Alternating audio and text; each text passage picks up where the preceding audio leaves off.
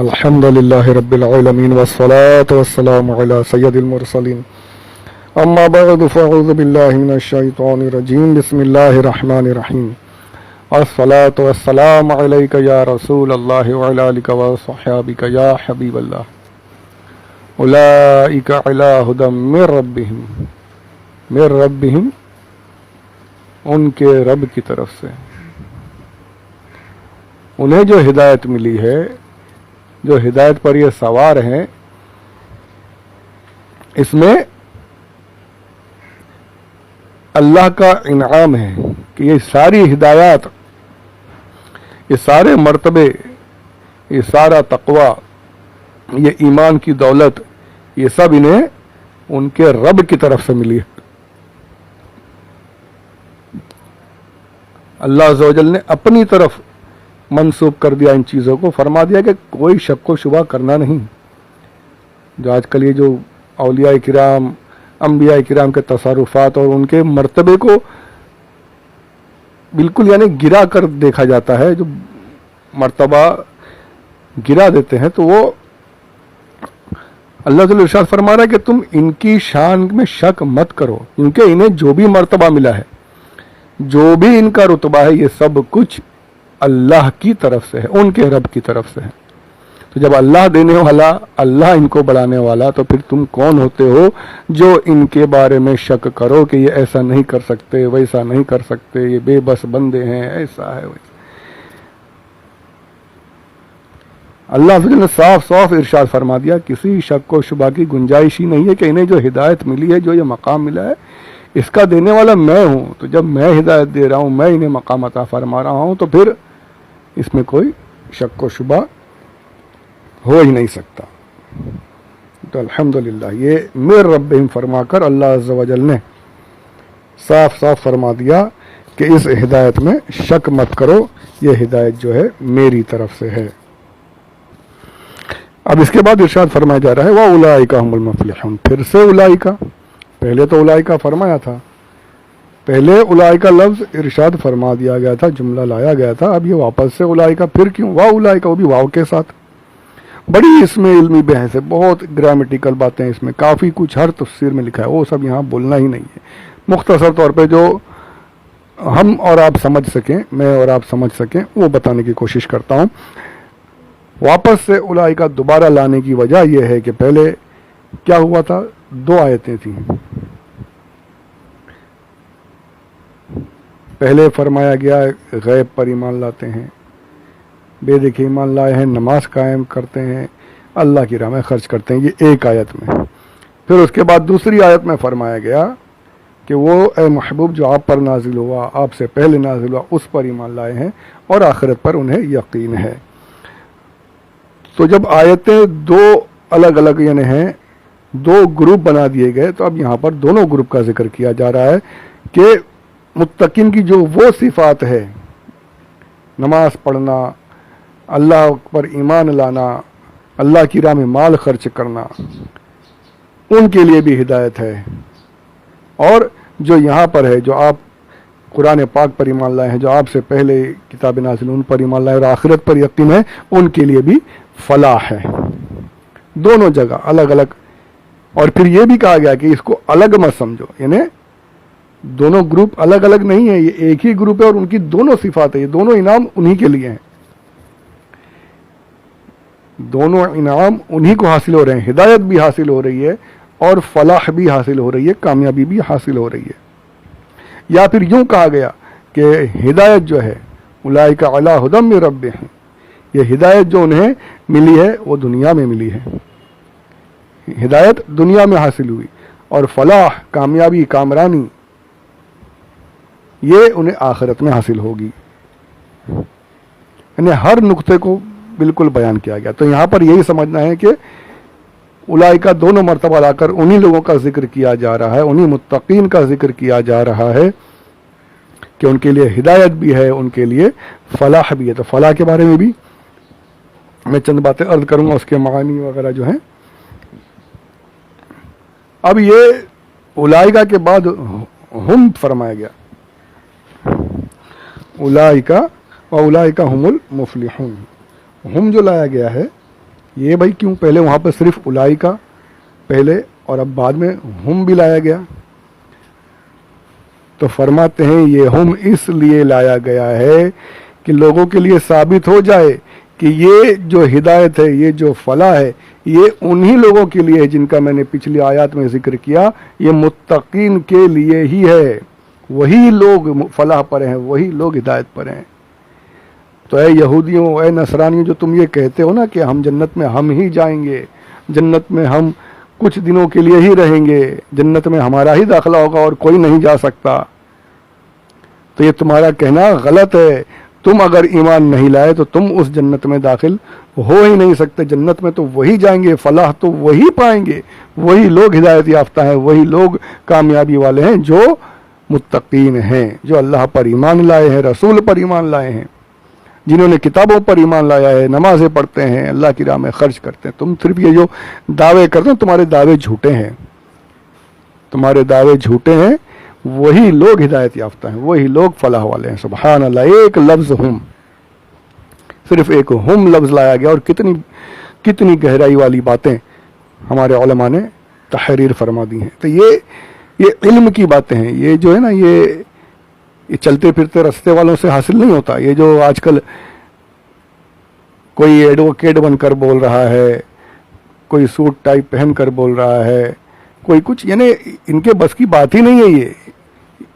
یہ کیا اپنے آپ کو سمجھتا ہے؟ ابھی یہ کچھ پچھلے دنوں میں، اب دیکھو صرف ہم سے ہمارے علماء نے کتنا پیارا فرمایا، اور یہاں پر ان لوگوں کی جہالت دیکھیے۔ ایک اہل حدث غیر مقلدین کا ایک ایڈوکیٹ ہے، اس کا ویڈیو دیکھا، ارے باپ رے، اللہ اکبر کبیرہ، ساری عمر ہماری نکل گئی، جو آپ نے کبھی نہیں سنا ہوگا وہ اس نے بتا دیا اور نیٹ پر ڈال بھی دیا، اور ایسے جاہل موجود ہیں جو ان کی سنتے بھی ہیں اور ان کی پیروی بھی کر لیتے ہیں۔ اللہ اکبر، سوٹ بوٹ پہن کر اپنے آپ کو بڑا علامہ سمجھنے والے، ان کی جہالت کا معائنہ کیجئے، جہالت کیسی ہے۔ اس کے بارے میں اس سے سوال کیا گیا، مکروہ یعنی کیا؟ شریعت میں مکروہ یعنی کیا؟ مکروہ ہم سب نے پڑھا ہے نا، ہم سب پڑھتے ہیں، کتابوں میں لکھا ہے، بلکہ ہم بولتے بھی ہیں روزہ مکروہ ہو گیا، یہ نماز میں یہ کرنا مکروہ ہے۔ تو مکروہ تنزیہی، مکروہ تحریمی، مکروہ تنزیہی تھوڑا کم، جس سے مکروہ یعنی جس سے کراہت آئے، جس سے شریعت میں کوئی ایسا عمل جس سے کراہت آئے۔ تو اس میں یہ بھی ہے کہ حرام تک پہنچنے والی مکروہ بھی ہے، مکروہ تحریمی بھی، اس کی عادت بنا لینا گناہ بھی ہے۔ مکروہ تنزیہی اتنا سخت نہیں ہے۔ اب یہ جناب کیا کہتے ہیں، جب ان سے مکروہ کے بارے میں پوچھا گیا تو یہ کہتے ہیں شریعت میں مکروہ یعنی حرام نہیں بلکہ ڈبل حرام، ڈبل حرام، حرام سے بھی بڑا، اللہ اکبر کبیرہ، حرام سے بھی بڑا، سوچئے ذرا، حرام سے بھی بڑی چیز مکروہ یعنی حرام سے بھی بڑا، ڈبل حرام۔ یہ ہے ان کے علامہ ایڈوکیٹ۔ یہ ایسے جاہلوں کے کیسے کوئی سن سکتا ہے یار؟ ساری زندگی نکل گئی ہوگی، آپ لوگوں نے کبھی کسی سے نہیں سنا ہوگا مکروہ یعنی ڈبل حرام، اور کہاں سے لائے؟ کوئی دلیل کچھ نہیں۔ اب اس کو میں ایک چھوٹی سی مثال دیتا ہوں، مکروہ جو یہ ڈبل حرام بول رہے ہیں، میں اس کو ایک مثال کے طور پہ ایک بات عرض کرتا ہوں، حالانکہ بہت کچھ ہے، بہت کچھ بولا جا سکتا ہے، پر وہ ابھی ہمارا موقع نہیں، بس ایک مثال دے کر آگے چلتے ہیں کہ جو ڈبل حرام بول رہا ہے، حرام سے بھی بڑا۔ تو اب اس کو ایک مثال سمجھیے کہ ایک دودھ کا گلاس ہے، اس میں مکھی گر گئی، مکھی گر گئی، آپ نے حدیث پاک میں مکھی گر جائے اس کو اور ڈبا دو، اور ڈبا کے مکھی کو باہر پھینک دو، اور دودھ یا چائے جو بھی مشروب ہے اسے استعمال کرو۔ کہ مکھی جب گرتی ہے تو اپنا بیماری والا پر پہلے ڈباتی ہے، اور پھر اس کے دوسرے پر میں شفا ہوتی ہے، اور دوسرا بھی اس کو پورا ڈبا دو تو شفا حاصل ہو جائے گی۔ اب یہ مکھی اگر کسی کے دودھ وغیرہ میں گرے، اس نے نکال لیا، کوئی سامنے سے دیکھ رہا ہے تو اس کو ذرا کراہت آئے گی، تو یہ مکروہ ہو جائے گا، مکروہ، اسے مکروہ کہتے ہیں۔ اور اگر کوئی اللہ والے ہیں، کوئی عالم صاحب ہے، کوئی دیندار یا کوئی اور بڑے ہیں، تو آپ ان کو دودھ وغیرہ یا شربت جو بھی ہے اس میں آپ کو پیش نہیں کرو گے کہ آپ کو برا لگے گا، نہیں یار کراہت ہے اس میں، مکھی گر گئی، دوسرا دو، ہے نا، کراہت ہے، یہ مکروہ، یہ ہے، یہ مکروہ ہے۔ اب اگر اسی دودھ میں شراب کا ایک قطرہ گر جائے، ایک قطرہ شراب گر جائے، تو اب بتائیے دودھ کیا ہوا؟ مکروہ رہا؟ نہیں نا، سیدھا حرام ہو گیا۔ ایک قطرہ شراب ایک گلاس میں، کیا ایک بالٹی بھر کے بھی اگر شربت یا کوئی بھی مشروب ہو، اس میں اگر ایک قطرہ بھی گر جائے، ساری بالٹی، سارا وہ برتن کا جو کچھ مشروب ہے سب حرام ہو جائے گا۔ تو حرام یہ ہے۔ اب وہ حرام کو مکروہ کو کہتا ہے، مکروہ یعنی ڈبل حرام۔ تو بتائیے مکھی گرنے سے ڈبل حرام ہو گیا، تو شراب گرنے سے کیا ہوا؟ یہ ایسے جاہلوں کی فوج جو ہے یہ نیٹ پر آ کر بیان کرتے ہیں، اور ہمارے کچھ جاہل بھائی جو ہیں، جو کم علم ہے، جاہل میرے منہ سے غلط نکل گیا، جاہل تو وہ ہیں، کم علم ہے، وہ ان کی باتیں سن کر اپنے عقیدے خراب کر لیتے ہیں، گمراہی اختیار کر لیتے ہیں۔ تو اللہ کے لیے، خدا کے لیے ایسوں کی صحبت اختیار ہی مت کیجیے، علماء سے حاصل کیجیے، دین علماء سے حاصل کیجیے، سنی علماء کی بارگاہ میں بیٹھیے، ان سے سوال جواب کیجیے، ان سے معلومات حاصل کیجیے۔ الحمدللہ انشاءاللہ ایسی گرہیں کھلیں گی، ایسے آپ کے کنفیوژن دور ہوں گے کہ آپ کا بھی ایمان تازہ ہو جائے گا۔ تو اللہ عز و جل ہمارے ایمان کی حفاظت فرمائے، ہمیں صحیح مسلمانوں کے ساتھ رہنے کی توفیق عطا فرمائے، صحیح مسلمانوں کی پیروی کرنے کی توفیق عطا فرمائے۔ آمین بجاہ النبی الامین صلی اللہ علیہ وآلہ وسلم۔ تو یہ ہم کے ذریعے سے ان کی خاصیت بیان کی گئی، پرٹیکولرلی بتایا گیا کہ یہ متقین ہی جو ہیں یہی فلاح پائیں گے اور یہی ہدایت پر ہیں۔ اب اس کے بعد فلاح، اولئک ہم المفلحون۔ فلاح کیا ہے؟ فلاح یعنی، فلاح کا ڈکشنری میں معنی ہے کسی چیز کو پھاڑنا، کسی چیز کو کاٹنا، پھاڑنا۔ اب اس کو ایسے سمجھ لیجئے کہ کسان جو ہوتا ہے وہ زمین کو پھاڑتا ہے ہل وغیرہ چلا کے، اور پھر اس میں بیج وغیرہ ڈالتا ہے، اور پھر اس میں جب اس کو فصل حاصل ہوتی ہے تو اسے فلاح مل جاتی ہے۔ اسی لیے کسان کو عربی میں فلاح کہتے ہیں۔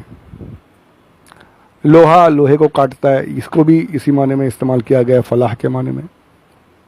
تو یہاں پر جو فلاح ارشاد فرمایا جا رہا ہے، اس کا مطلب یہ ہے کہ یہ مومنین، یہ متقین جو ہیں، یہ دنیا کی صعوبتوں کو پھاڑتے ہوئے، چیرتے ہوئے، تکلیفوں کو چیرتے ہوئے، نیک اعمال کرتے ہوئے، اپنی راہ ہدایت پر قائم رہتے ہوئے جب اللہ کی عبادتیں کرتے ہیں تو پھر انہیں فلاح اور کامیابی حاصل ہو جاتی ہے۔